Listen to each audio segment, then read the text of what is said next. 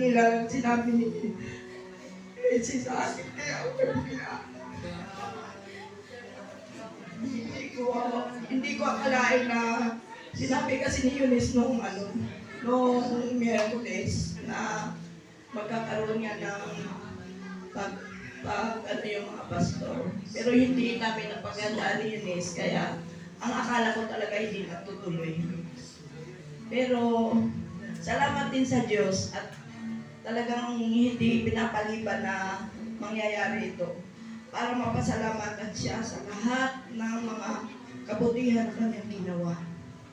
Unang-una, nagpasalamat ako sa Diyos dahil sa buhay ng mga pastor natin, si Pastor Anet at si Pastor Amang. Masasabi ko na sila ang kasagutan ng aking mga panalangin na noon. Noon ako ay talagang namumuhay ng makasanlibutan pa. Napakaraming problema sa buhay na dumating sa buhay namin. Magmula na sa Valenzuela pa kami. Nandun na yung kinulong kami. Nandun na lahat yung puro galit sa puso, puro paghihiganti. Dahil sa aming nararanasan. Pumiling ako sa Diyos na dalhin mo ako kahit saan. Na mawala yung galit sa puso ko. Gumamit ka ng tao na makapagpahayag sa akin ng salita mo nang mabago ako. Kaya siguro noong 2009, dinala kami ng Karahumi at doon ko nakilala sa Sister Net. Siguro hindi makakalimutan ni Sister Net na tuwing inanyayahan niya ako ay tago ako ng tago. Kasi ayaw ko yung pinabasahan ako ng Bible. Pero ngayon ko na-realize, salamat sa buhay ni Sister Net at ni Pastor Amang dahil sa walang sawa nilang pangungulit, sa walang sawa nilang paghahayag ng salita ng Diyos. Ito kami ngayon, ito ang aking mga pamilya na unti-unting nagpapagamit sa Kanya. Sabi ko nga, masabi nga sa marami nating mga kasamahan dito na ang tunay na magkakapatid matatagpuan natin dito sa ating samahan, dito sa ating church na.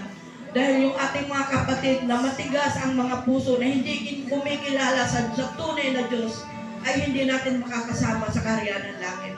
At tayong nandirito na nakikinig sa mga salita ng Diyos na inihayag nila Pastor Amang at Pastor Anet, tayo ang magkakasama kung patuloy tayong magpapagamit sa Lord. Sumunod, ang ating pag-ibig ay gamitin natin para sa ating kapwa, para sa ating paglilingkod sa Kanya.